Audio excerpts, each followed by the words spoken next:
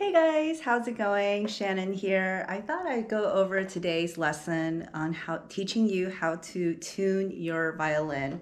As you know, with a string instrument, if your violin is not in tune, and even if your finger placements are in the correct positions, it could sound pretty terrible. So my violin is currently out of tune. As you can hear, is something like this. It doesn't sound very good to the ear, right? One of the things to help you tune your violin is that the pegs up here all correspond to each of the strings. For example, this is the E string, which is this one, the skinniest string, and then it's the A string, D string, and G string. So it kind of goes in a clockwork order if you're looking at your violin. So it'd be G, D, A, E, which is from left to right, the thickest string to the skinniest. What I like to do is actually use a tuning app on my phone that I have with me, so I can make sure that I am in the correct frequency of the sound. The app that I like to use is called G-String. And if you open it, it does capture all the sound that it picks up in the frequency, which is really, really helpful. I figured I would use this and you guys can see it and so I can demonstrate the tuning process. I am not a master tuner. I'm always afraid of breaking the string if I tune it too tightly. If it's too sharp, and then I have had strings pop and then it's kind of scary for me. But anyway, let's see. Right now, you always want to start with the A string first. And it sounds according, I have the tuning app open right now. So this one's not too bad because I was playing around with it already, but to tune it, so right now it's a little bit, so we can do it. If you pull it, if you turn the string towards you, the peg towards you, it will go flatter.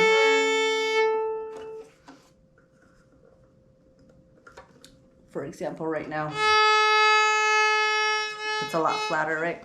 So you want to turn it counterclockwise. What I do is I will hold the peg between my index and my thumb and I'll hold the violin, the head of the violin,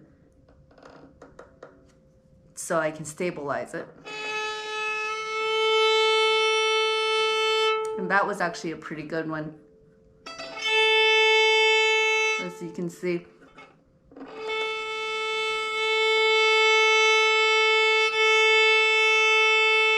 And sometimes if it's a little bit off, but you don't really want to move the peg, you can actually press down above, right here, where it's not on the fingerboard, but just above it, to make it go sharper. See, you saw the change, right? Or if it's a little too much, you can always pull on the string a little bit.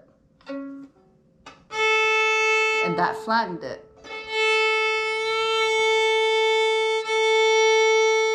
So that's a little trick for people who don't want to, because the sound is so delicate.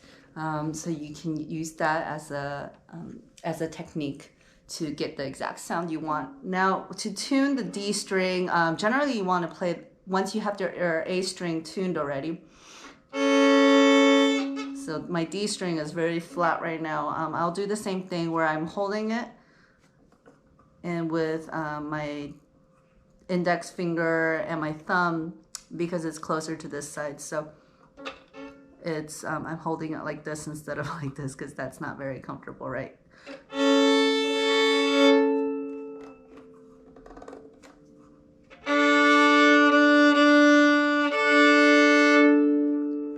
So that's too high. Okay, my A string is still good, so you want to also check at the same time, because sometimes the string that you have already tuned might slip based on how tight the peg is. So you always want to check, otherwise it'll throw you off. So my D string is not...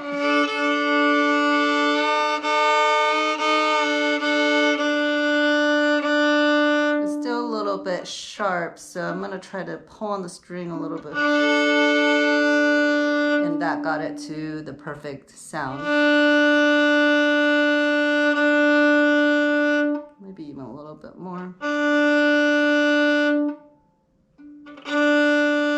There we go. So if you don't have a tuner with you, a lot of people, you know, if you have really good pitch in your ear, you can play the A and the D together.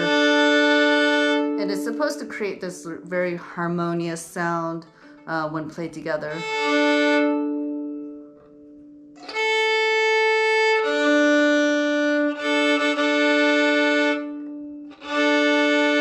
Okay, now let's try the G string.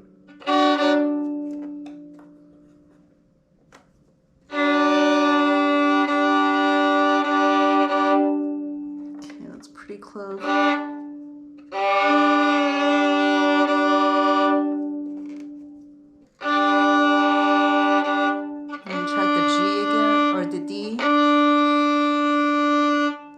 Needs to be a little bit higher. It's a little bit too much.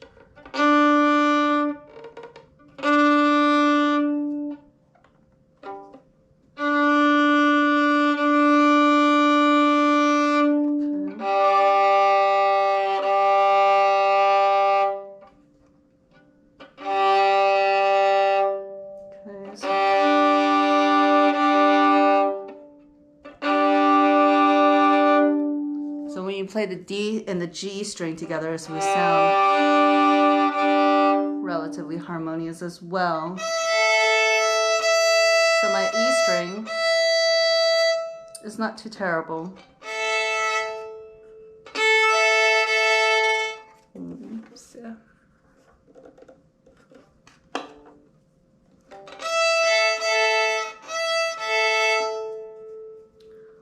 So I have this little fine-tuning thing down here.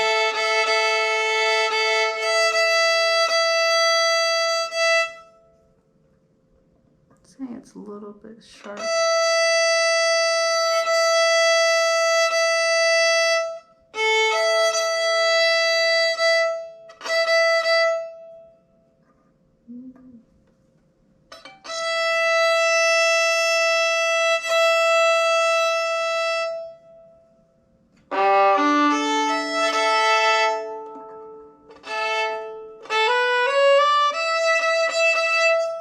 Pretty good, actually. So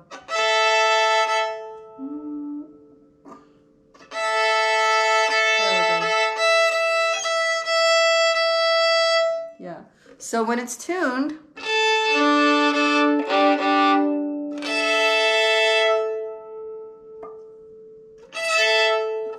not too bad. So that concludes the lesson. If you have any questions, comment below. But I think that the takeaway is, you know, you can always use those pegs, but if you want it to really just change the tunes a little bit based on, without changing the pegs, you can definitely do the technique which I talked about, pressing on top of the fingerboard or pulling on the string to make it go a little flatter. Thanks for watching, guys. See you next time.